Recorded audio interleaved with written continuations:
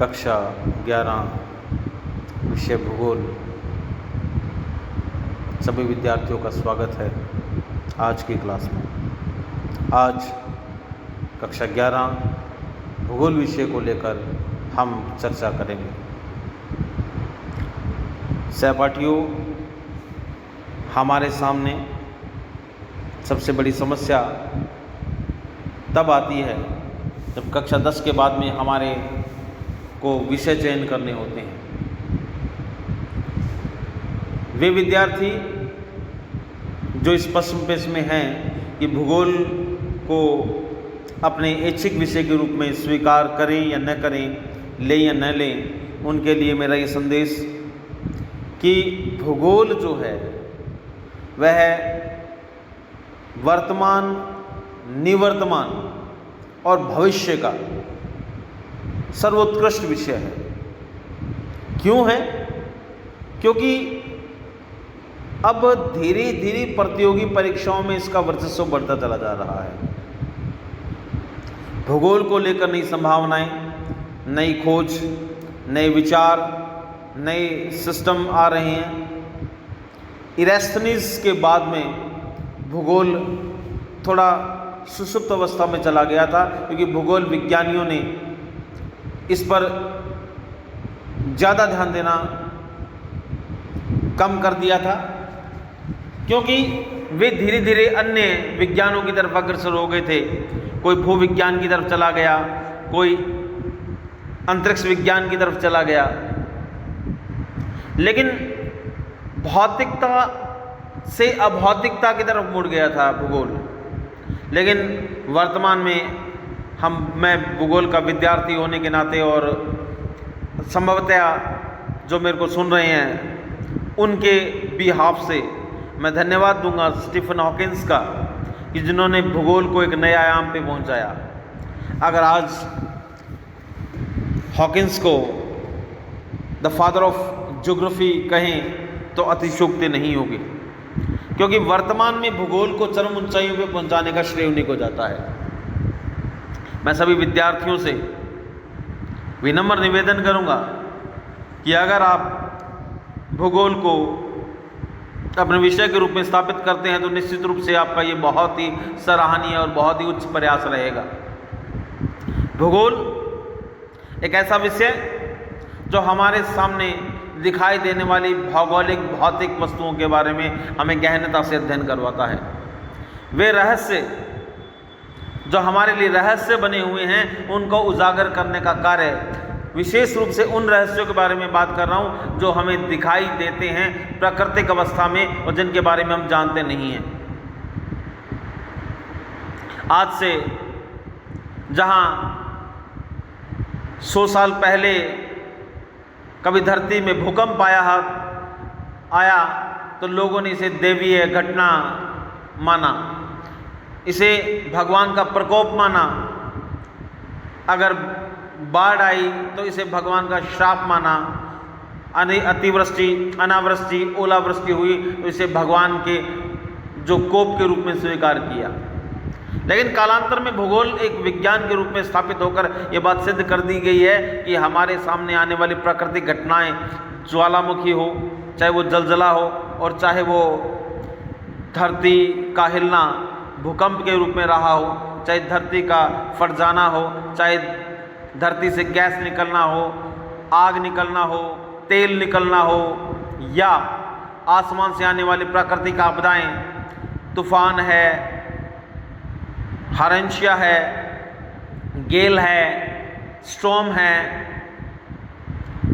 चाहे आंधी है, तूफान है, वर्षा है, अतिवृष्टि है, अनावृष्टि है, ओलावृष्टि है, बिजली का चमकना, बिजली का गिरना, धरती पर ज्वालामुखियों का बनना, ज्वालामुखियों का फटना, ये सारी चीज़ें अब भूगोल ने साबित कर दिया है कि ये प्राकृतिक घटनाएं हैं। इनमें ईश्वर का कोप या ईश्वर का वरदान या ईश्वर का द्वेष जैसी कोई स्थिति नहीं है।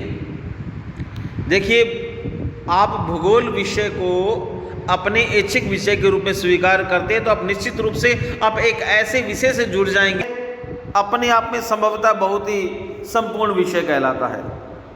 तो ज़्यादा समय ज़ाया न करते हुए मैं पॉइंट पे आता हूँ। देखिए, पहले हम 3, 4, 5 लेसन जो 2 इकाइयाँ हैं वो PDF फाइल रीडिंग के रूप में पढ़ेंगे, क्योंकि अधिकांशतः बच्चों ने अभी तक किताबें ली नहीं हैं। जिनके पास में किताबें हैं वो बच्चे बहुत थोड़े हैं। और सबसे बड़ी समस्या एक और है कि बाज़ार में भी किताबें अभी उपलब्ध नहीं हैं, क्योंकि आप तो जानते हैं कि we are fighting with the कोविड-19 and the all throughout the world are panic with the crisis. So हम चाहते हैं कि समस्या का सामना जो है हम घर में बैठकर एक कोरोना योद्धा के रूप में करें। प्रयास हमारा ये रहेगा कि आपकी सारी जिज्ञासाओं को शांत किया जाए। आपके पास पाठ्य पुस्तक नहीं है तो हमने प्रयास किया है कि आपको पाठ्य पुस्तक में से पढ़ाया जाए। जैसे जैसे आप किताबें खरीद लेंगे, सबके पास पाठ्य पुस्तकें आ जाएंगी, तो तत्पश्चात हम क्या करेंगे, आपको लेक्चर पद्धति से समझाएंगे। तो आज का पाठ का शुभारंभ करते हैं। मैं आप पढ़ूंगा, बीच बीच में आपको आपकी समस्याओं का निदान करता चलूँगा। जिन बच्चों को कोई शब्द संबंधी शाब्दिक समस्याएं आती हैं तो वे कृपया मुझे मेरे पर्सनल व्हाट्सएप नंबर जो कि 9460646750 9460664750 है पर आप मौखिक या लिखित रूप से भेज सकते हैं। मैं संभवतः आपकी समस्याओं का निदान करने का प्रयास करूंगा। तो ज़्यादा समय न खराब करते हुए सीधा पॉइंट्स पे आते हैं। आपने माध्यमिक स्तर तक भूगोल का अध्ययन सामाजिक विज्ञान पाठ्यक्रम के घटक के रूप में किया है। आप विश्व के विभिन्न भागों भौगोलिक तथ्यों से परिचित है। अब आप भूगोल का अध्ययन एक स्वतंत्र विषय के रूप में करेंगे।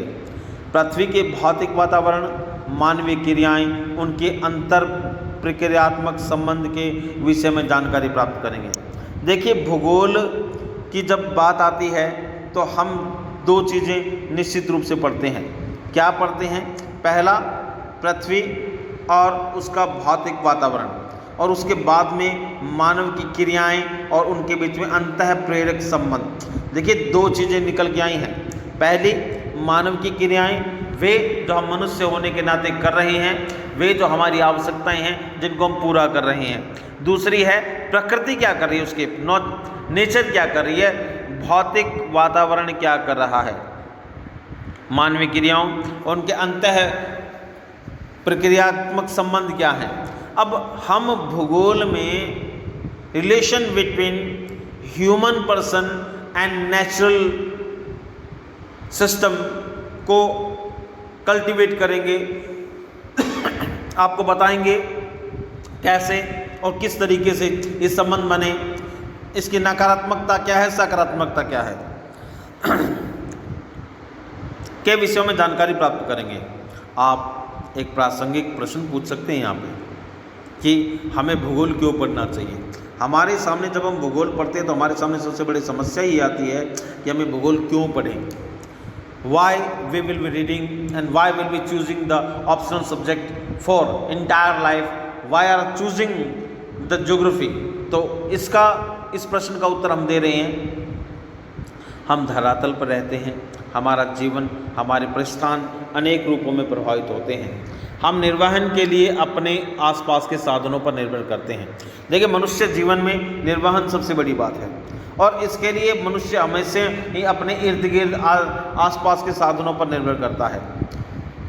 आदिम समाज के अपने भरण पोषण के लिए प्राकृतिक निर्वाह साधन जैसे पशुओं, खाद्य पौधों पर आश्रित तथा समय बीतने के साथ साथ तकनीकों का विकास किया है तथा प्राकृतिक संसाधन भूमि, मृदा, जल का उपयोग करते हुए अपने आहार उत्पादन प्रारंभ किए हैं। ये बात तब की है जब मनुष्य आदिम अवस्था में था। वो नहीं जानता था कि प्रकृति उसके साथ कैसा व्यवहार करेगी, क्योंकि वो जीव जैसे ही उसने अपना होश संभाला, अपनी आंखें खोली, उसने अपने आप को नंग धड़ंग स्थिति के अंदर जो इस प्रकृति में पाया।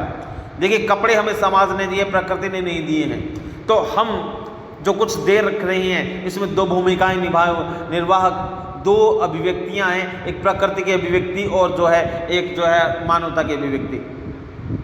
प्रारंभिक मनुष्य जो था वह पूरा जंगली या यूं कहीं wild, look like an wild animal, जंगली जानवर की तरह था। जैसे जैसे परिस्थितियाँ उसके सामने आती आ गई वैसे वैसे परिस्थितियों से लड़ता गया और वह अपने आप को स्टैब्लिश करता रहा, अपने आप को डेवलप करता चला गया। एक समय था कि जब उसके सामने कच्चा खाने की मजबूरी थी। एक समय आया जब उसने अग्नि का आविष्कार किया। When he getting the fire invent, then this is the great and have a great discover for human era। जब उसने अग्नि के आविष्कार कर लिया तो ये समझिए कि उसने मानव जीवन के विकास को गति दे दी। और दूसरा सबसे बड़ा विकास था पहिए का आविष्कार। देखिए, अगर हमें पूछे कि भूगोल के दो आविष्कार जिसने आज की मानव सभ्यता के अंदर नींव के पत्थर की भूमिका निभाई है, तो मैं कहूँगा वो दो आविष्कार थे। एक तो मनुष्य के द्वारा अग्नि का आविष्कार, जो ना समझी से पशु को पत्थर मारते समय पत्थर के टकराने पर जो आग पैदा हुई से वो हुआ। और फिजिक्स का नियम है कि सिंपली दैट किसी भी चीज़ को उठाने से ज़्यादा इजी उसको खिसकाना रहता है। ये बात संभवतः उस समय के आदिम अवस्था के मानव भी जानते थे कि किसी चीज़ को उठाना ज़्यादा दुष्कर रहता है बजाय उसके उस चीज़ को खिसकाने के। अब खिसकाने के क्रम में कभी कोई गोल वस्तु उसके नीचे आ गई और उसने देखा कि उसके खींचने में प्रयोग होने वाले बल की स्थिति बिल्कुल आधी हो गई है और वह ज़्यादा बलशाली हो गया और भारी भरकम चीज़ सरलता से उठेली गई। अब इसी गोलाकृति ने पहिया बना दिया।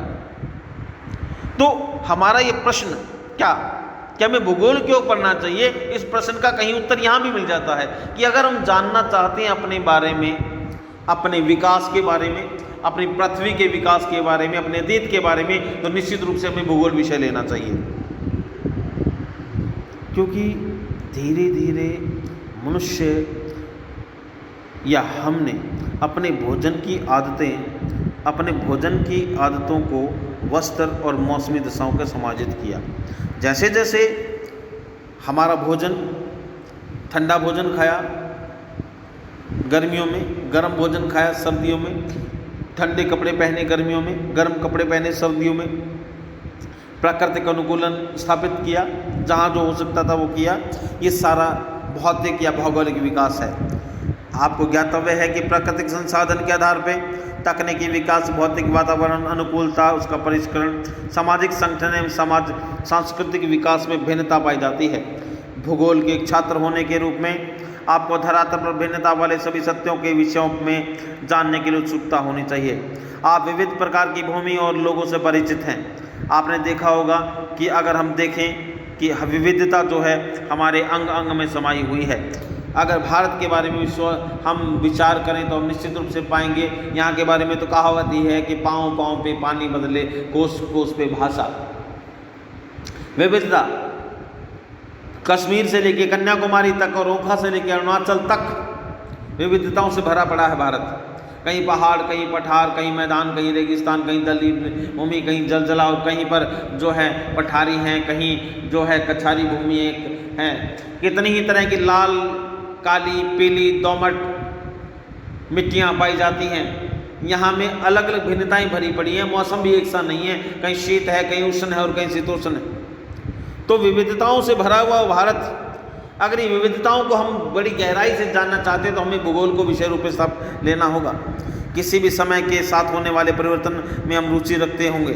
भूगोल आपको विविधता समझाने एवं समय व स्थान के संदर्भ में ऐसी भिन्नताओं को उत्पन्न करने वाले कारक की खोज की क्षमता प्रदान करता है। इसमें आप में मानचित्र के परिवर्तक गोलक, जिसे कि ग्लोब कहते हैं, को समझने तथा धरातल के दृश्य ज्ञान की कुशल विकसित होती है। आधुनिक वैज्ञानिक तकनीकी तथा भौगोलिक सूचना तंत्र GIS, संगणक मानचित्र कला, जिसे कंप्यूटर कैटोग्राफी के रूप में प्राप्त ज्ञान है एवं कुशलता को अपनी राष्ट्रीय स्तर विकास में योगदान करने की योग्यता को लेस करती है। अब आप अगला प्रश्न पूछेंगे। पहला प्रश्न हमने पूछा था कि हम भूगोल को विषय रूप में क्यों स्थापित लें, भूगोल को क्यों लें, तो इस विषय की जानकारी मैंने पहले दी और आगे भी देता रहूँगा। दूसरा प्रश्न आपका है कि भूगोल है क्या, तो मैं बताना चाहूँगा आप जहाँ पे निवास करते हैं उस निवास जिस आवास में हैं वो आवास क्या है, भूगोल है। देखिए भूगोल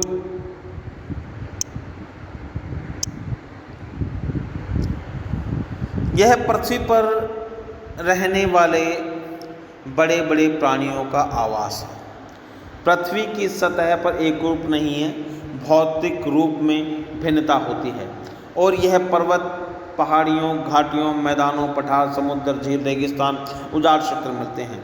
यहाँ सामाजिक सांस्कृतिक तत्वों की भिन्नता पाई जाती है जो कि सांस्कृतिक और विकास की पूर्ण अवधि में मानव द्वारा ग्रामों, सड़कों एवं रेलों के पतनों, बाजारों और मानव जनित कई तत्वों के रूप में विद्यमान है। उनका उक्त भिन्नता में भौतिक, पर्यावरण एवं सांस्कृतिक लक्ष्यों के मध्य संबंधों को समझने का संकेत निहित होता है। भौतिक पर्यावरण एक मंच प्रस्तुत करता है इस पे मानव समाजों ने अपने सृजनात्मक क्रियाकलापों का ड्रामा अपनी तकनीक की विकास के प्राप्त उपकरणों के द्वारा मंचित किया गया है। अब आप पहले पूछे गए प्रश्न कि भूगोल क्या है का उत्तर देने में सक्षम का प्रयास कर सकते हैं। भूगोल क्या है, दूसरा प्रश्न आपका था कि भूगोल, पहला प्रश्न था कि भूगोल क्यों लेवें, दूसरा है भूगोल है क्या। तो इस प्रश्न का उत्तर यहाँ मिल जाता है। अत्यंत सरल शब्दों में कहा जाता है कि भूगोल पृथ्वी का वर्णन है। अगर सरल शब्दों में, दो शब्दों में हमसे पूछे कि भूगोल क्या है, तो हम निश्चित रूप से कहेंगे कि भूगोल क्या है, एक पृथ्वी का वर्णन है। वह पृथ्वी जो हमें दिखाई देती है उसके बारे में जिक्र है, भूगोल के द्वारा है। भूगोल हमें बताती है कि हमारी पृथ्वी क्या है और उसके जन्म कैसे हुआ, वो कैसे पली बढ़ी और वे कौन सी परिस्थितियां हैं जो हमारे सामने विकट बन के आई। अगर भूगोल के बारे में ज़्यादा ज्ञान की जिज्ञासा हमें इस विषय के चयन पर मजबूर करती है। भूगोल को एक विषय रूप में स्थापित इसीलिए किया गया है कि मनुष्य की भौगोलिक इच्छाओं, जिज्ञासाओं की पूर्ति हो। तो देखिए भूगोल क्या है, सरल शब्दों में बताया। भूगोल भू और गोल, गोल या गोलक जिसे बोला गया है के बारे में ज्ञान है। इसका प्रयोग, इस शब्द का प्रयोग अगर पूछें, आपसे पूछ दे कि भूगोल शब्द का प्रयोग सबसे पहले किया किसने था, तो इरेस्थनीज ने किया था। देखिए बीच बीच में आपको प्रश्न बताता चलूँगा, आप संभवतः अपनी कॉपी और पेन लेकर साथ रखें। आपको प्रश्न पूछा जा सकता है कि विषय के रूप में किस व्यक्ति ने भूगोल को स्थापित किया, या भूगोल शब्द का सर्वप्रथम प्रयोग करने वाला व्यक्ति कौन था, तो आप कहेंगे एक ग्रीक विद्वान थे इरेस्थनीज, जिन्होंने 276 to 194 BC के अकॉर्डिंग उन्होंने क्या किया, भूगोल को अपने विषय रूप में स्थापित करने का प्रयास किया। भूगोल ग्रीक भाषा के दो शब्द हैं, जियो और ग्राफिक्स से बना है। जियो का मतलब होता है पृथ्वी और ग्रोप्स का मतलब होता है वर्णन, से प्राप्त हुआ है। दोनों को एक साथ रखने पर यह बताता है कि पृथ्वी का वर्णन, पृथ्वी को सर्वदा मानव के आवास के रूप में देखा गया है। इस दृष्टि से विद्वान भूगोल को मानव निवास के रूप में पृथ्वी का वर्णन परिभाषित करते हैं। आप इस तथ्य से परिचित ही हैं कि यथार्थ बहुआयामी होती है एवं पृथ्वी भी बहुआयामी हैं। इसलिए अनेक प्राकृतिक विज्ञानी जैसे भौमिक, मृदा विज्ञान, समुद्र विज्ञान, अब देखिए भौमिकी, मृदा विज्ञान, समुद्र विज्ञान, वनस्पति शास्त्र, जीव विज्ञान, जीव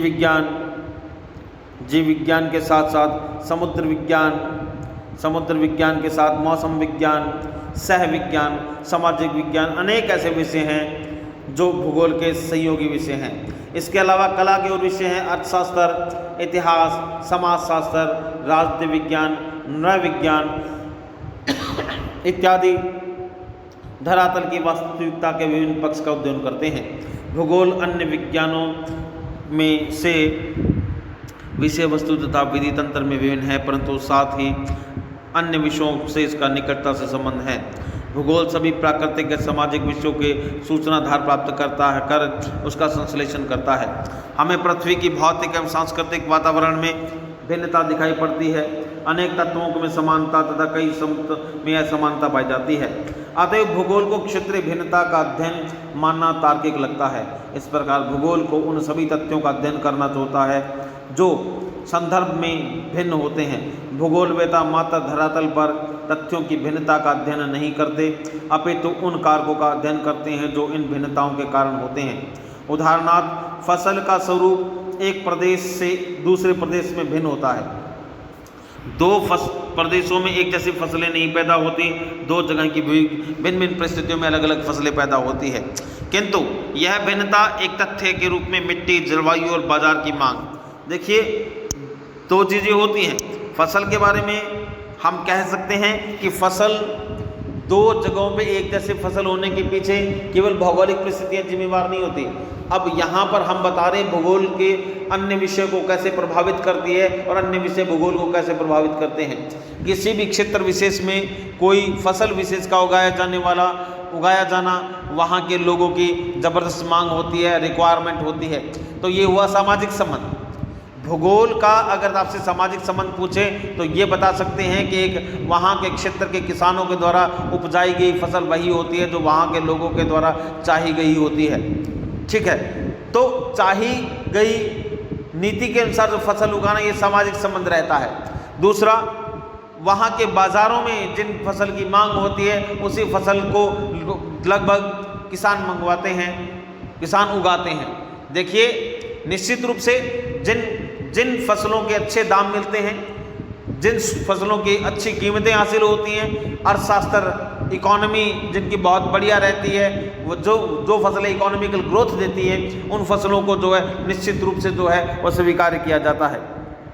तो एक बात ये भी हो गई कि भूगोल को अर्थव्यवस्था भी प्रभावित करती है, क्योंकि भूगोल में किसानों के द्वारा उगाई जाने वाली फसलों की भिन्नता बाजार पर भी निर्भर करती है। और तीसरा सबसे महत्वपूर्ण वो है कि वहाँ की जलवायु ह्यूमिडिटी जो है वो भी इस बात के लिए इन फेवर करती है, क्योंकि किसी भी फसल विशेष के लिए जलवायु विशेष होना जरूरी है।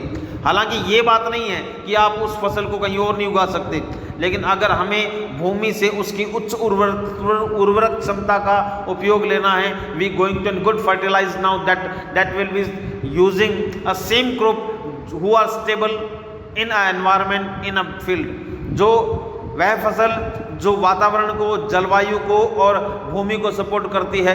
देखिए, जलवायु में दो चीज़ें आती हैं, जल और वायु। देखिए, किसी भी फसल की उपज, पैदावार, बढ़वार और उसकी इकाई, उसकी कुल उत्पादन जल की स्थिति और वायु की स्थिति पर निर्भर करती है। जल और वायु दोनों मिलकर वहाँ के तापमान का निर्धारण करती हैं, और तापमान किसी भी फसल के उत्पादन में सबसे महत्वपूर्ण भूमिका निभाता है। तो ये है श्रीमान जी संबंध मौसम विज्ञान का भूगोल के साथ में।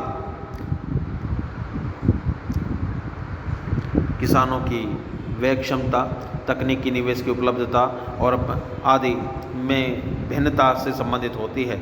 इस प्रकार भूगोल की दिलचस्पी कहीं दो तत्वों के तथा एक से अधिक तत्वों के मध्य कार्य कारण संबंध ज्ञात करने से है। भूगोलवेत्ता तथ्यों की व्याख्या कार्य कारण एवं संबंधित ढांचे से करता है, क्योंकि यह केवल व्याख्या में ही सहायक नहीं होता, अपितु तथ्य के पूर्वानुमान एवं भविष्य के परिक्षेप को ध्यान में रख करके होता है। तो हमने पढ़ा भूगोल के विषय के रूप में अन्य विषयों के साथ में संबंध। आगे हमारा है प्राकृतिक संसाधनों का सृजन किया। इस प्रकार हमें मानवीय तथा प्राकृतिक प्रभावित मानव के दर्शन होते हैं।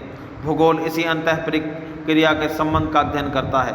परिवहन एवं संचार के साधनों के जाल एवं पदानुक्रमित केंद्रों के माध्यम से क्षेत्र समकालीन संगठित हो जाएं। एक सामाजिक विज्ञान के रूप में भूगोल इसी क्षेत्रीय समाकलन एवं संगठन का अध्ययन करता है।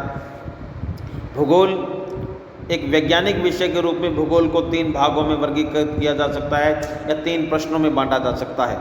कुछ प्रश्न धरातल के लिए होते हैं, कुछ प्रश्न उसकी भौतिक संस्कृति के लिए होते हैं और कुछ प्रश्न होते हैं इसके तथ्य और इसके कार्यकारण से होते हैं।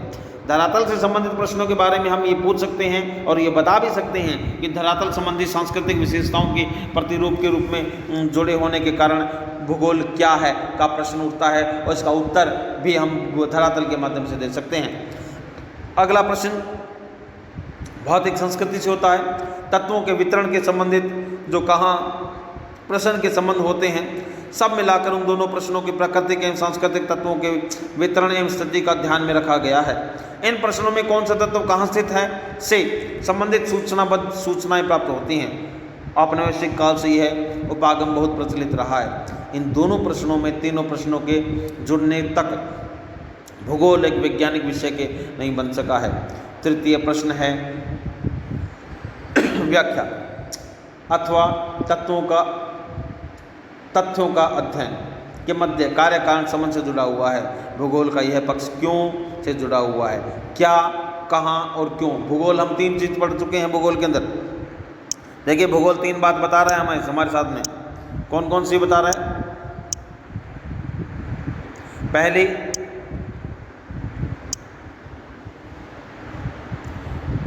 नंबर 1 भूगोल क्या है, नंबर 2 कहाँ और नंबर 3 कैसे। भूगोल का यह पक्ष क्यों प्रश्न से जुड़ा हुआ है।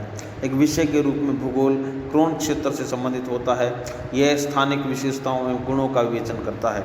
यह क्षेत्र तथ्यों के वितरण, स्थिति एवं केंद्रीयकरण के प्रतिरूप का अध्ययन करता है।